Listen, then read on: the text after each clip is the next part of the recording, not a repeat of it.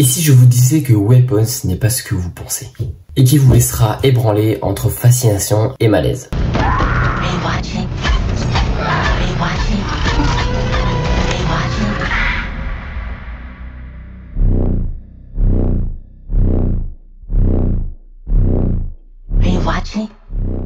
Aujourd'hui on parle de Weapons, un thriller horrifique, mystérieux réalisé par Zach Cregger qui a réalisé Barbarian en 2022. Et il revient cette année avec un nouveau film qui suit un événement assez glaçant. Donc 17 enfants, une salle de classe, disparaissent mystérieusement à 2h17 du matin précisément, dans la petite ville de Maybrook. Sauf que un seul élève reste, Alex. Le film alors explore cette onde de choc à travers plusieurs histoires différentes de plusieurs personnages. Donc dans une première partie chapitrée, vous pouvez revoir, on parlera de ce film sans spoiler, donc vous pourrez regarder si vous n'avez pas vu le film.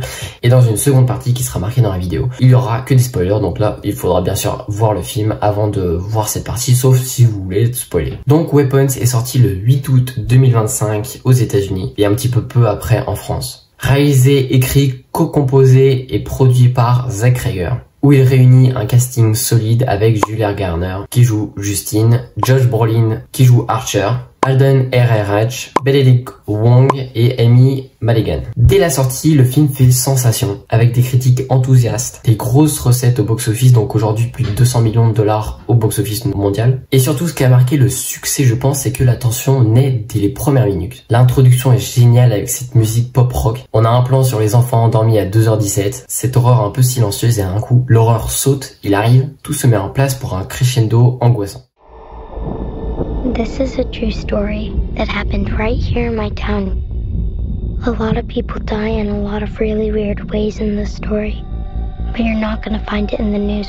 Le film adopte un chapitrage narratif, à la manière de Manuela, c'est-à-dire qu'on va suivre plusieurs personnages à travers leur vision à eux, à travers leur point de vue. Il y aura 6 gros chapitres, comme un peu les pièces de puzzle qui s'emboîtent petit à petit au fil du film. On note surtout les performances des acteurs qui sont géniaux, notamment Julia Garner qui joue Justine avec une angoissité extrême. On a Josh Brolin qui joue un père brisé et angoissant, vraiment extrêmement bien joué. Et Amy Madigan qui joue, je trouve, le meilleur rôle et qui joue extrêmement bien, qui joue la tante Gladys, intrigante, mystérieuse, et dès qu'elle apparaît, on se demande un petit peu ce qu'elle cache ou des trucs comme ça, enfin, c'est génial. L'horreur est souvent mise dans des touches un peu grinçantes, des réactions humaines vraiment brutales, presque absurdes des fois, un peu du coup dans l'esprit de Barbarian. Chaque chapitre apporte donc une pièce, un ton, un angle différent. Ça garde l'attention vraiment vive et on a envie de savoir la suite. Et c'est pour ça que moi, les 2 heures, je les ai pas du tout vues passer. Et encore ici, Zach Cregger fait un super bon boulot. La direction photo est super soignée. Les décors sont variés avec la grande maison, l'école, les voitures, les routes, la forêt. Et ici, cette mise en scène est un vrai atout visuel qui marche super bien. Du côté critique, on est à peu près sur Rotten Tomatoes entre 94 et 100%, ce qui est énorme. Le ton ontologique est super salué et on retrouve des thèmes de société et des personnages entiers. Mais certains regrettent un petit peu la tournure sentimentale et un petit peu fantastique et moins horreur qu'on retrouve un petit peu à la fin de l'axe sans trop spoiler, qui fait un moins gros choc je trouve à l'impact final, même si moi ça va bien eu franchement. Donc la fin était un petit peu moins bien aimée, mais je peux comprendre que ce soit bien aimé parce que c'est un petit peu moins du style que tu avais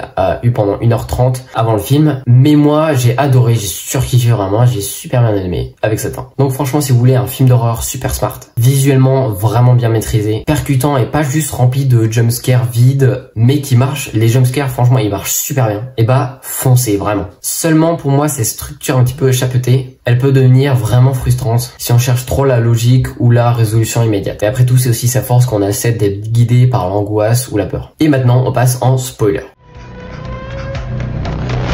Come on, what am I looking at?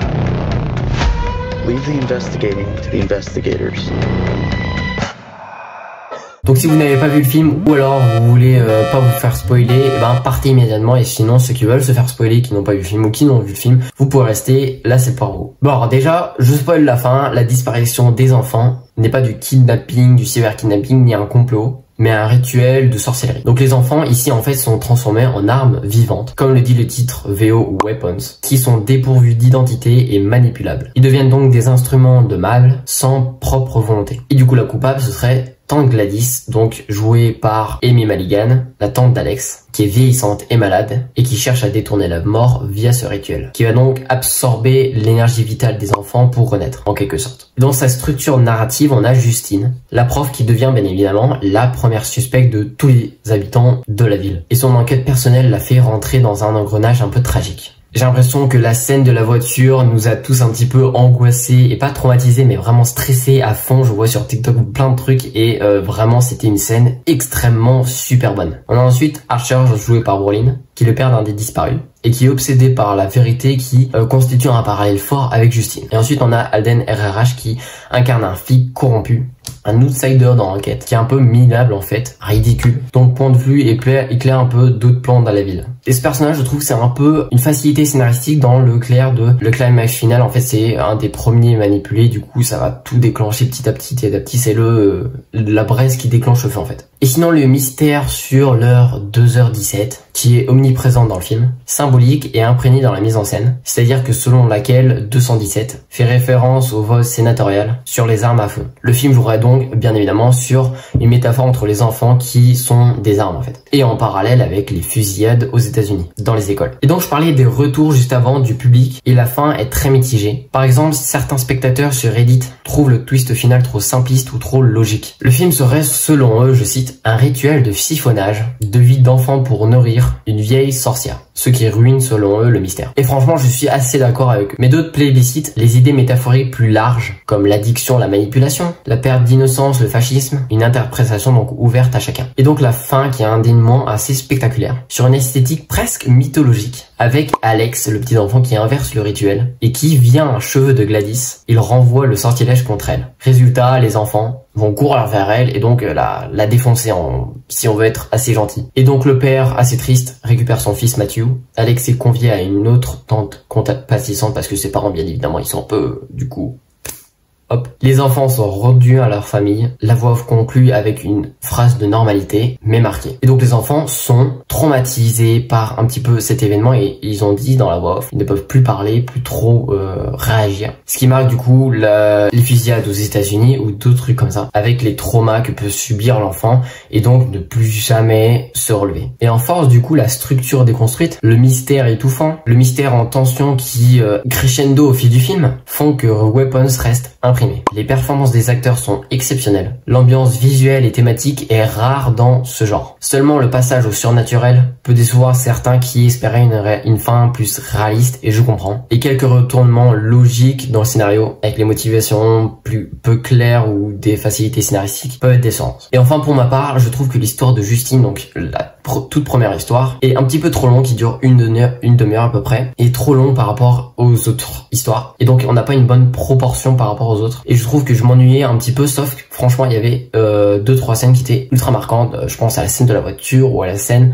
de lavage de voiture. En conclusion, Weapons c'est un film d'horreur audacieux, stylisé, dérangeant, qui joue sur le mystère et la structure fragmentée pour construire une expérience singulière. On sort de là vraiment secoué par les émotions, l'humour sordide, les performances et ce que le film ose mettre en scène. Oui, parfois le rythme dénote le film, la logique peut vaciller et la révélation finale divise. Mais c'est précisément ce mélange de cocktail un petit peu qui fait un film marquant. Et franchement, si vous aimez les films qui provoquent, qui disent quelque chose, qui ne se contentent pas que d'hurler dans la nuit, Weapons c'est un rendez-vous incontournable de 2025 que vous devez voir maintenant au cinéma pour une expérience magique. Et si vous êtes du genre à rouspéter pour un passage surnaturel ou un twist un petit peu bizarre, préparez-vous aussi à aimer malgré vous, ou à nourrir tout simplement des discussions passionnées. Sur ce, dis-moi en commentaire si toi t'as vu le film, tu l'as aimé et t'as pas aimé, tout simplement. On peut faire un débat dans les commentaires, ça m'intéresse énormément.